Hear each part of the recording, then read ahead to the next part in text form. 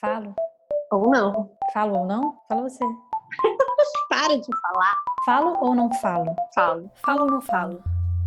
Eu preciso falar de novo? Este podcast está sendo produzido por Lídia Diogo Carol Nine? Preciso? No episódio de hoje, vamos falar sobre os rumos que a vida toma. E para isso convidamos uma amiga de faculdade, a Mariana, que chegando sem pedir licença. E aí, vai ser só áudio? Ou a gente vai se ver? Só áudio. Carol, isso é sapatear. Desculpa, eu posso falar qualquer coisa? Pode falar qualquer coisa, Mariana.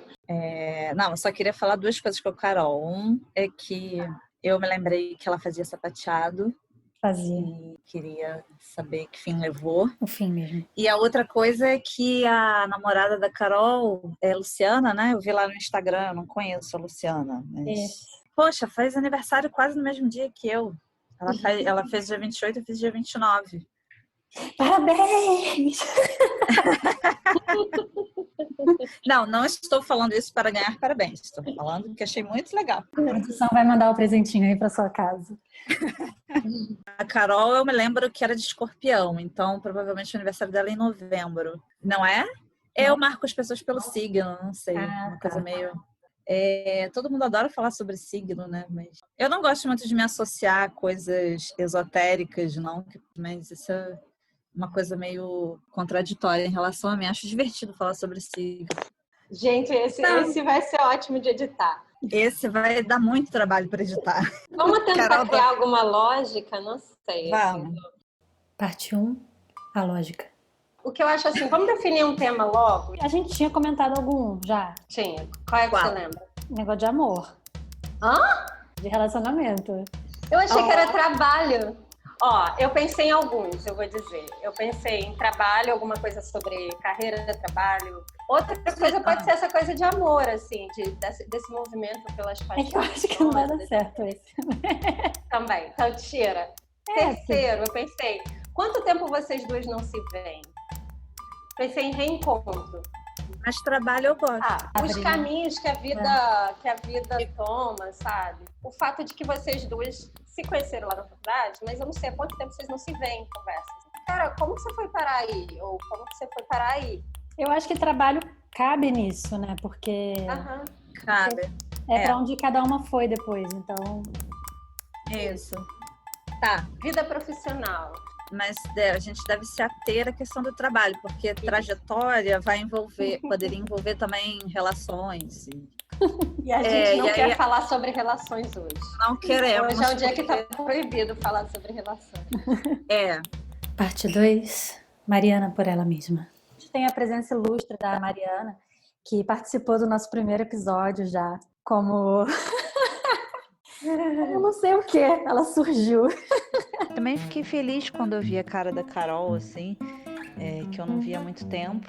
Mas ela, engraçado, eu achei que ela tivesse, assim, meio de saco cheio, sabe? Assim, uma coisa assim, eu sou... Cara, eu sou foda, eu já sou uma artista, tô aqui no frio de São Paulo, com gola rolê. Não, mas assim, acho que esses podcasts mais sérios, dos quais a gente não faz parte, faz uma apresentação dos convidados ou não? Quem é a Mariana? Mariana por ela mesma. A aspirante a fotógrafa e cineasta que virou contadora da Justiça do Trabalho. A coisa curiosa disso tudo é que eu sou uma cineasta de formação que agora trabalha fazendo conta. E o Roberto, né, o Robertinho, meu namorado, ele é formado em matemática e trabalha na Ancine. E quem irá dizer que não existe razão nas coisas feitas pelo coração? E quem irá dizer que não existe razão? E eu acho isso curioso, porque isso aí foi uma mudança. Porque a gente não ia falar sobre relacionamentos.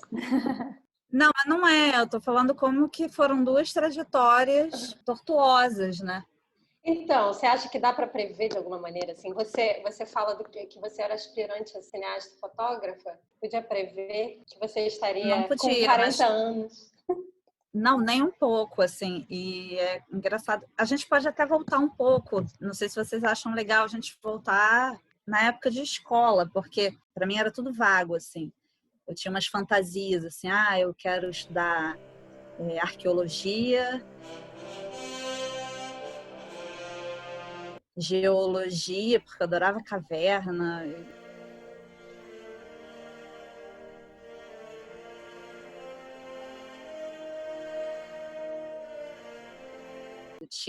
Gostava também adorava ver os programas do Jacques Cousteau, e eu queria fazer oceanografia, sabe? Queria fazer umas coisas assim que ninguém fazia. Astronauta também, eu queria fazer astronomia.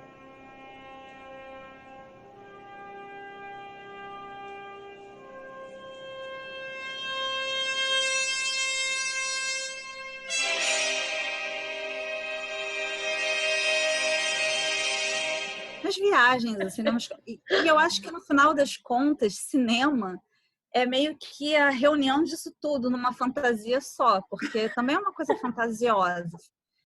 Parte 3, cineastas. Quando vocês fizeram cinema, porque vocês são cineastas, são formados em cinema, mas quando a gente fala a palavra cineasta, a gente imagina uma pessoa que faz filme para passar no cinema, né? Tem essa relação direta. Vocês pensavam que vocês iam ser isso? Não, Não, eu não. Não, e eu quando eu entrei na faculdade eu nem consegui imaginar que isso existia, assim, eu via que havia habilitação cinema, mas eu não conseguia nem imaginar o que fazem essas pessoas, assim. Na nossa turma, era 1/3 da nossa turma era de cinema, né, assim. Eu lembro de, na semana calorada, olhar para as pessoas de cinema e ficar assim, o que essas pessoas vão fazer? Eu não tinha realmente uma relação de imaginar o cinema como um mercado de trabalho. Eu só comecei a imaginar isso depois de dentro da faculdade e depois de ter mudado para cinema e de começar a entender como que funcionava o mercado. Tive um problema por muito tempo, porque parece que cineasta está relacionado a ser quase diretora de cinema, é o artista que assina a obra e de um tipo específico de obra. E na nossa faculdade havia muito a coisa do cinema de arte, assim. Então, mesmo determinados tipos de cinema não eram considerados cinema. Tinha uma personagem do Jô, que era a Tânia, como é que é? Olá, me chamo Tânia, sou comunicóloga formada na PUC. Era uma brincadeira que ele fazia com um certo perfil. Não sei se estava na moda nos anos 80, ser comunicólogo, sabe? E ele dava uma debochada disso, assim. Mas, assim como a Carol, eu também achava... Eu sempre que eu ia falar da minha formação, eu gostava de dizer que eu era formada em comunicação, porque acho que a formação em comunicação é mais completa do que só uma das 3 habilitações. E acho que as pessoas também entendem melhor quando você fala assim, eu sou jornalista ou eu sou publicitário, são 2 habilitações da comunicação mais aceitas, né? Mais entendidas pelas pessoas. E cinema já é uma coisa mais artística mesmo, todo mundo... Porque justamente o curso de cinema da UF também foi um curso que foi idealizado pelo Nelson Pereira dos Santos, tem toda aquela coisa do cinema novo, do cinema autoral, né, cinema dos anos 60, no Brasil e na Europa, estava muito essa coisa autoral, que era diferente do cinemão americano, que aí já é uma indústria. Então, o nosso viés na faculdade nunca foi de indústria, tanto que a gente tem algumas deficiências de formação técnicas. Parte 4, a culpa é do marketing. Eu passei a me interessar mais por cinema na própria faculdade, que a gente estava ali muito próximo. Na verdade, eu comecei a achar publicidade chato, justamente quando a gente começou a fazer aquela matéria de marketing.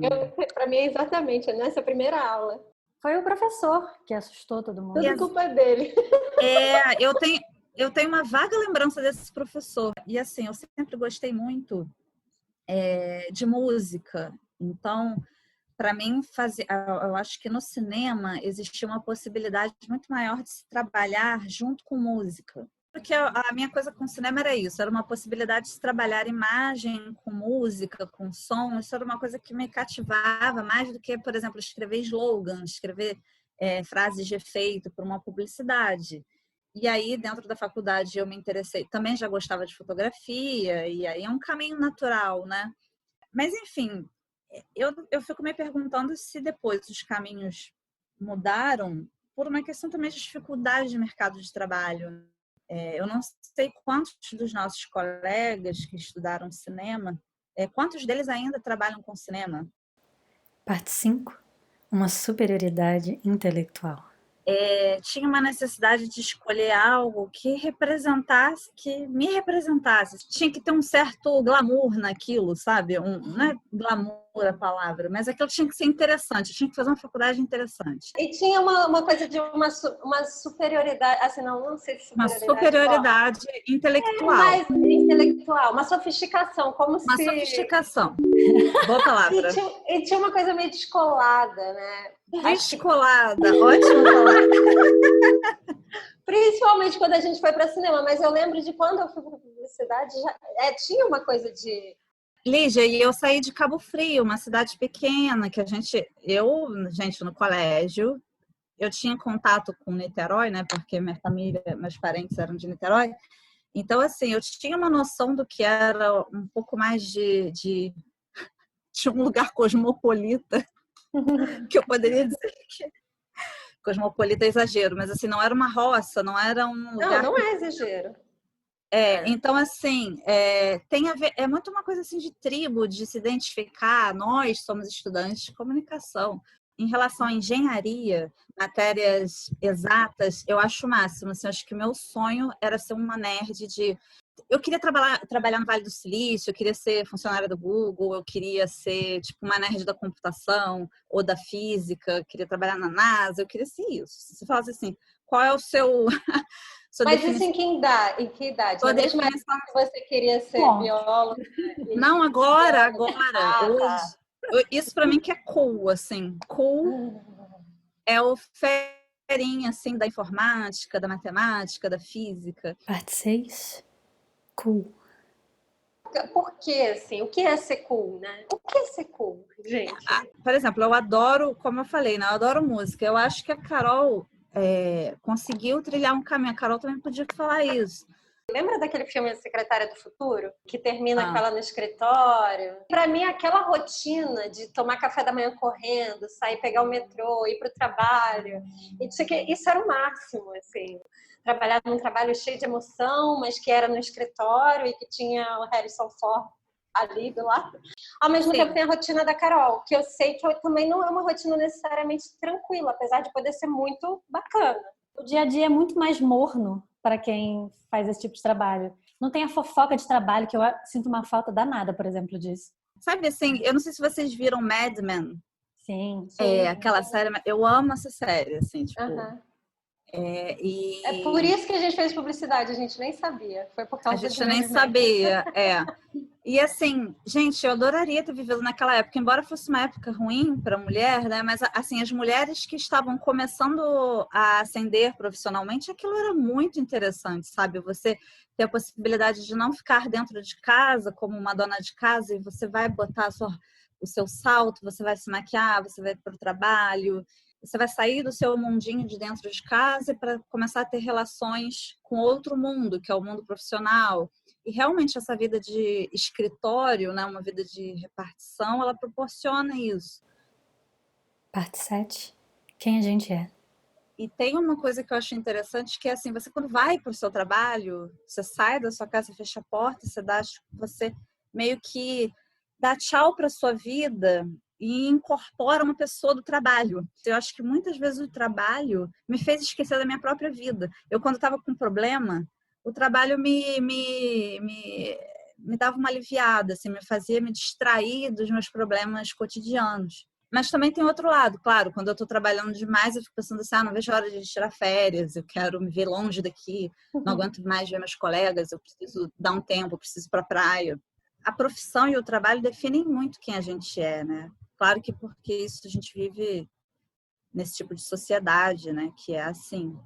Isso eu tô falando da minha experiência, porque vocês também têm experiências completamente diferentes. Carol, acho que vale a pena um contraponto. Assim. Quando eu tinha um emprego, eu adorava, assim. Na verdade, eu tinha todas as crises de todo mundo que tem emprego e que é artista. A pessoa queria estar fazendo arte, mas tem um emprego e fica nesse meio lá, meio cá. Mas eu lembro, assim, de ter essa rotina de... Caramba, era ir para o trabalho pensando onde é que ia almoçar, né? E aí na quinta você já estava pensando no final de semana, e no final de semana você estava pensando quando é que eu vou ter férias. Tem esse negócio mesmo de você estar sempre com essa expectativa do quando eu vou parar. Mas, por outro lado, é incrível o que um emprego fixo, assim, te proporciona na tua cabeça, sabe? Te manter ocupado sempre, com objetivo sempre, sabe? Não tem espaço para você ficar muito... Tem uma coisa tão maravilhosa nas áreas burocráticas que é aquilo que você vai... Tudo vem a você, né? Você senta, tá tudo dado, tudo que você tem que fazer tá ali naquele computador, você vai resolvendo, né? Isso. Tem uma paz nisso que na música não existe, para mim, pelo menos, porque nunca é dessa forma. Sempre assim, alguma coisa que tem que ser criada, né? Tem que ser desenvolvida. E essa ideia de que tem que ser algo novo, mesmo que você não vá criar algo novo, você tem na sua cabeça... Você tem que ser uma criadora. Exatamente. E não é só criadora do conteúdo, da coisa em si, da obra em si. É criadora também dessa rotina, é criadora do processo, é criadora do processo. É criadora de tudo em volta, né? Parte 8. Aqui a gente entra numa discussão sobre o que é arte, o que é artista, que você já ouviu 1000 vezes. Então vamos passar rápido. Ferrou. Vamos lá.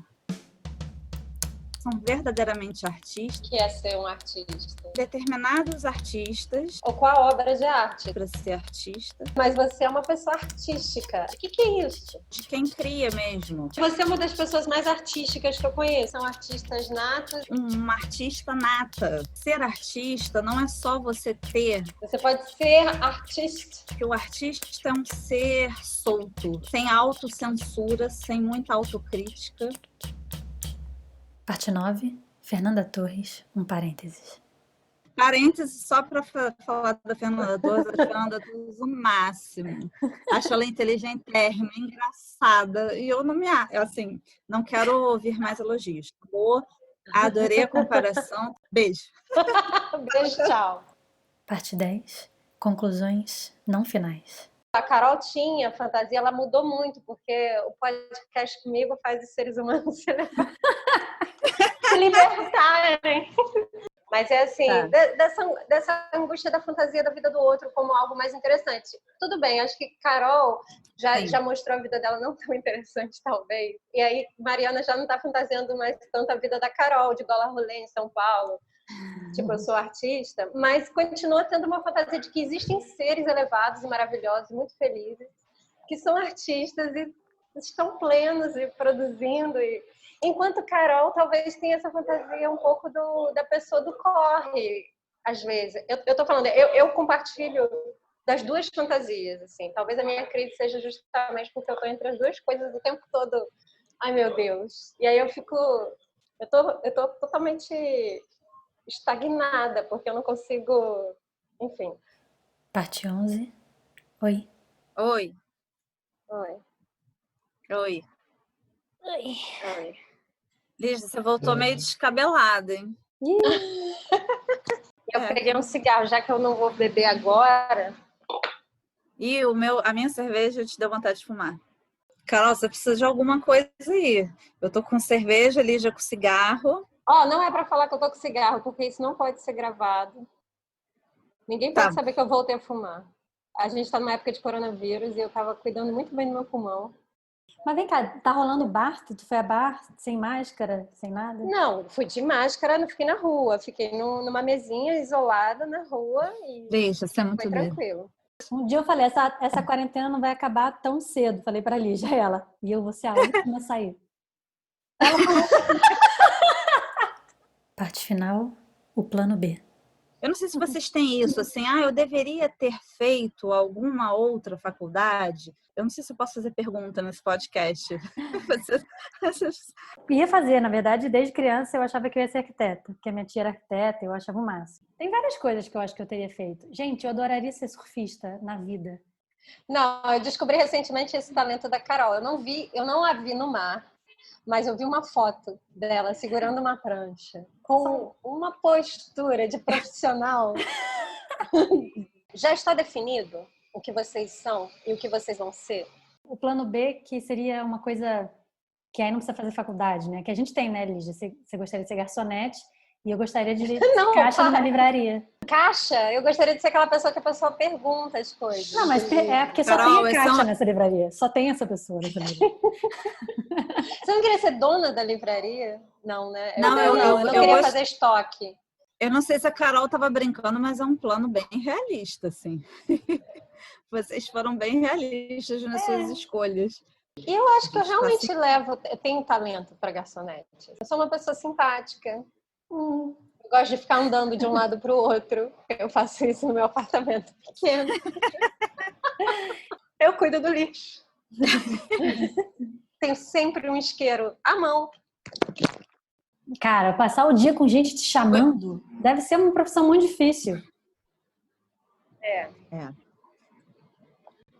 Eu pensei, eu acho que a gente ainda está na idade de pensar que ainda não está definido. Embora eu tenha falado que para mim é mais difícil abrir mão de estabilidade, um início de um envelhecimento, né? Mas eu não sei se vocês sentem que ainda tem muitas possibilidades ou se as possibilidades de vocês estão reduzidas. Eu acho que eu tenho muita possibilidade ainda. Eu não tenho muita angústia em relação a isso, com o não. emprego público realmente fica com uma cabeça ótima. Faz bem para a saúde, né? Ter um emprego. Fico com esse negócio de plano B na cabeça, assim, porque acho que é importante todo mundo ter um plano B. Qual é o seu? Eu ainda quero ser triatleta também. Maravilhosa. Cara, eu juro que eu vou pensar. Eu acho que eu preciso. Não, tem que ser agora. Agora. A gente tem 3 minutos para um plano B. É a nossa rapidinha. Meu Deus, não. Vai. Cara, eu quero ter um grupo, eu quero ter uma banda maravilhosa, cheia de gente, cheia de metais, sax, trompete, e guitarra e bateria, e um monte de gente cantando junto. Eu fico visualizando isso, assim, uma banda de... E eu, claro, obviamente, vou ser a baixista dessa banda. Ou então trompetista. Meu plano B é aprender a tocar trompete, que eu adoro. Tá, agora é um emprego que te deu um salário, tá? Esse não conta, esse que você falou. Você acabou de ouvir Falo ou Não Falo?